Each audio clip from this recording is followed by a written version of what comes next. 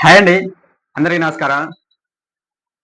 Railway ఉద్యోగం సాధించాలి అనే వారికి రైల్వే శాఖ మంచి శుభవార్తనైతే అందించింది. అదేంది అంటే అసిస్టెంట్ లోకో పైలట్ జాబ్స్. ఇది మొత్తంగా 9,970 పోస్టులకైతే రైల్వే శాఖ నోటిఫికేషన్ రిలీజ్ చేసింది.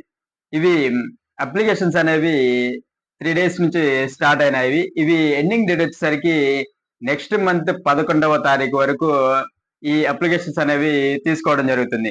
ఇవి ఓన్లీ ఆన్‌లైన్‌లోనే అప్లై చేసుకోవాల్సిందే. ఆఫ్‌లైన్‌లో అయితే ఈ రైల్వే శాఖకు సంబంధించి ఏ అప్లికేషన్స్ కూడా ఆఫ్‌లైన్ అనేది లేదు. ఓన్లీ ఆన్‌లైన్‌లోనే అప్లై చేసుకోవాల్సి ఉంటుంది. ఇవి ఒకవేళ మనం అప్లై చేసిన తర్వాత ఇవేమన్నా మోడిఫికేషన్స్ ఏమైనా ఉంటే అవి చేంజ్ చేసుకోవడానికి డేట్ వచ్చేసరికి 14/5 నుంచి 23/5 వరకు అంటే ఎగ్జాక్ట్‌గా 1 వీక్ వరకు 1 వీక్ 10 డేస్ వరకు టైం అనేది ఇవ్వడం జరిగింది. ఈ 10 డేస్‌లో ఏమైనా మోడిఫికేషన్స్ ఉన్నా, ఏమైనా ఎగ్జామ్ సెంటర్ ఏదైనా మార్చుకోవాల్సున్నా, లేతే ఏమన్నా చేంజెస్ ఉంటే ఈ 10 డేస్‌లో చేంజ్ చేసుకోవడానికి ఆప్షన్ అయితే ఇవ్వడం జరిగింది. ఇకపోతే ఈ ఏఎల్‌పీ పోస్టులకొచ్చేసరికి మొత్తంగా 9,970 పోస్టులు అన్నాం కదా! ఈటికొచ్చేసి సికింద్రాబాద్ డివిజన్‌కొచ్చి ఇది మొత్తం డివిజన్‌ల వారీగా ఇవ్వడం జరిగింది. ఇవి సికింద్రాబాద్ డివిజన్‌కొచ్చేసరికి మొత్తంగా 1500 పోస్టులైతే ఇవ్వడం జరిగింది. అలాగే కోల్‌కత్తాకొచ్చేసరికి 720 పోస్టులు, చెన్నైకొచ్చేసరికి 362, ముంబైకొచ్చేసరికి 740 పోస్టులైతే ఇవ్వడం జరిగింది. ఇంకా రిమైనింగ్ డివిజన్‌ల వారికి గూడా ఇవ్వడం జరిగింది. ఇవి ఏ డివిజన్‌కి ఎన్ని పోస్టులిచ్చారు అనేది డీటెయిల్డ్‌గా తెలుసుకోవాలంటే మన డిస్క్రిప్షన్‌లోనే డీటెయిల్డ్ నోటిఫికేషన్ అనేది ప్రొవైడ్ చేయడం జరుగుతుంది.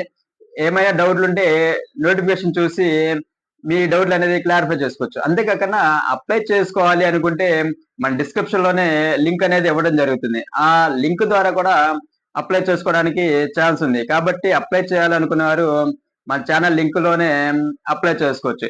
ఇకపోతే ఇవొచ్చేసరికి క్వాలిఫికేషన్ వచ్చేసరికి 10థ్‌తో పాటు ఐటీఐ ఉంది. ఐటీఐలో ఏ ట్రేడ్ అయినా ఉండొచ్చు. పర్టిక్యులర్ ట్రేడ్ అయితే ఏమి లేదు. ఏ మెకానికల్ గాని, డీజిల్ ఇంజినీర్ గాని, ఎలక్ట్రికల్ గాని, ఫిట్టర్ గాని, వెల్డర్ గాని ఏ ట్రేడ్ ఉన్నా గాని ఐటీఐలో ఈ ఏఎల్‌పీ పోస్టులకైతే ఎలిజిబుల్. అలాగే డిప్లొమా 3 ఇయర్స్ డిప్లొమా ఉన్న వాళ్ళు కూడా ఈ పోస్టులకనేది ఎలిజిబుల్ ఉంటుంది. అలాగే నార్మల్ డిగ్రీ అయితే ఈ పోస్టులకైతే ఎలిజిబిలిటీ లేదు.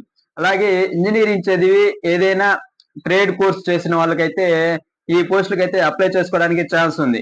ఇకపోతే ఏజ్ వచ్చేసరికి 18-30 సంవత్సరాలు. అలాగే ఏజ్ రిలాక్సేషన్ వచ్చి ఎస్సీ, ఎస్టీలకి 5 ఇయర్స్ ఉంది.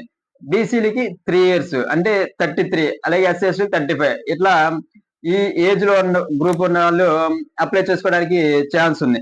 ఇకపోతే ఎగ్జామ్ స్టేజెస్ వచ్చేసరికి మొత్తంగా 4 రకాలుగా అయితే ఈ క్వాలిఫైయింగ్ స్టేజెస్ అనేది ఉన్నది.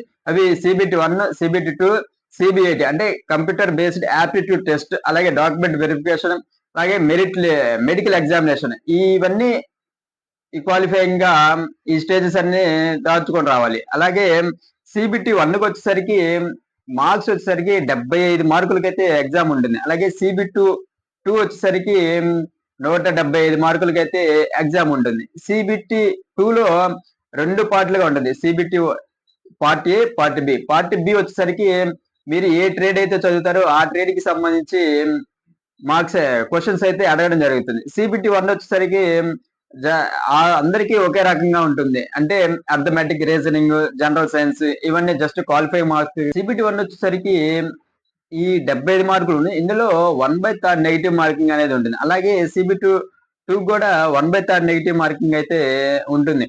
ఇకపోతే ఇవి వచ్చేసరికి మొత్తంగా ఈ లాంగ్వేజెస్ వచ్చేసరికి ఎగ్జామ్ లాంగ్వేజెస్ వచ్చి 13 భాషల్లో ఎగ్జామ్ అనేది కండక్ట్ చేయడం జరుగుతుంది. దయచేసి గమనించి ఏ స్టేట్ వాళ్ళకి ఆ లోకల్ లాంగ్వేజ్ అనేది మాక్సిమం ఉంటుంది. ఆ లోకల్ లాంగ్వేజ్ లోనే ఎగ్జామ్ అనేది రాసుకోవడానికి ఛాన్స్ అయితే ఉంది. లేకపోతే ఎగ్జామ్ ఫీజు వచ్చేసరికి మాక్సిమం రైల్వే శాఖలో ఏ ఎగ్జామ్ కైనా ఎగ్జామ్ ఫీజు వచ్చేసరికి 500 ఉంటుంది. అందులో సీబీటీ 1 అయిపోయిన తర్వాత 400 రిఫండ్ అయితే రావడం జరుగుతుంది.